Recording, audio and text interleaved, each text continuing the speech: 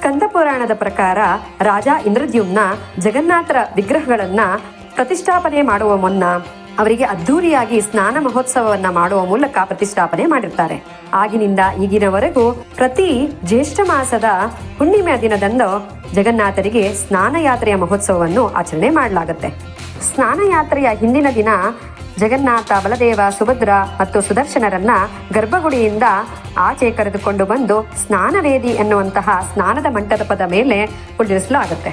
ನಂತರ ಎಲ್ಲ ಪವಿತ್ರ ತೀರ್ಥಗಳಿಂದ ತುಂಬಿರುವಂತಹ ವಿಶೇಷ ಬಾವಿಯಿಂದ ಪವಿತ್ರ ಜಲವನ್ನು 108 ಚಿನ್ನದ ಕಳಶಗಳಲ್ಲಿ ತುಂಬಿ ಅದರ ಮೂಲಕ ಭಗವಂತನಿಗೆ ಅಭಿಷೇಕವನ್ನ ಮಾಡಲಾಗುತ್ತೆ. ಸ್ನಾನ ಮಾಡಿಸಿದ ನಂತರ ಗಜವೇಷದಲ್ಲಿ ಅಲಂಕಾರ ಮಾಡಲಾಗುತ್ತೆ. ಅದಾದ ನಂತರ 15 ದಿನಗಳ ಕಾಲ ಭಗವಂತನ ದರ್ಶನ ಯಾರಿಗೂ ಆಗೋದಿಲ್ಲ. ಈ ಕಾಲವನ್ನ ಅನವಸರ ಕಾಲ ಅಂತ ಕೂಡ ಕರೀತಾರೆ. ಅದಾದ್ಮೇಲೆ 16ನೇ ದಿನ ಭಗವಂತ ರಥಾರೂಢರಾಗಿ ಎಲ್ಲರಿಗೂ ದರ್ಶನವನ್ನ ರಥಯಾತ್ರೆಯ ದಿನ ನೀಡ್ತಾರೆ.